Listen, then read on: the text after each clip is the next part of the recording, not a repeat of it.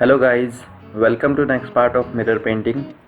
सो इस पार्ट में जैसा कि आप देख रहे हैं, मैं काफ़ी सारी ग्रीन कोटिंग को स्क्रैच कर चुका हूं और अब मैं एक लिक्विड यूज़ करने जा रहा हूं। जैसा कि आप देख रहे हैं, इस लिक्विड का काम यह है कि ये जितनी भी आप सिल्वर कोटिंग मिरर पे दिख रही है आपको, अभी जैसे मिरर पूरा ट्रांसपेरेंट नहीं हुआ है तो ये पूरा लिक्विड उसको रिमूव कर देगा।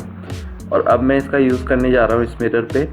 And one more thing guys, इस पेंटिंग में एक सरप्राइज़ आप सब लोगों के लिए है, जो कि आपको सबसे लास्ट पार्ट में आपको देखने को मिलेगा। और वो सरप्राइज़ बहुत ही यूनिक होगा, क्योंकि ये वाला काम आज तक किसी ने किया नहीं है।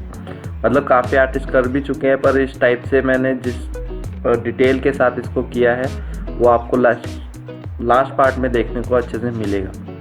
और अब आप जैसे देख रहे हैं कि मैं इस कोटिंग को इसमें अप्लाई कर रहा हूँ और धीरे धीरे आपको दिख रहा है कि जितनी भी वो सिल्वर कोटिंग या गोल्ड कोटिंग आप देख रहे हो हल्की हल्की, वो धीरे धीरे अपने आप ही रिमूव होती जा रही है और मिरर जो है वो ट्रांसपेरेंट भी होता जा रहा है। तो इस लिक्विड का बहुत अच्छी तरीके से आप यूज़ कर सकते हो मिरर पेंटिंग को बनाने के लिए। और मिरर पेंटिंग में नॉर्मली बस आपको सिर्फ ड्राइंग करना है और आप अपने अकॉर्डिंग उसको किसी भी पार्ट को स्क्रैच कर सकते हो और किसी भी पार्ट को रख सकते हो। तो जब ये चीज़ आपको बाद में अच्छे तरीके से समझ आ जाएगी जब आप इस पेंटिंग का सबसे लास्ट पार्ट आप देखोगे। So this is a time to play some music.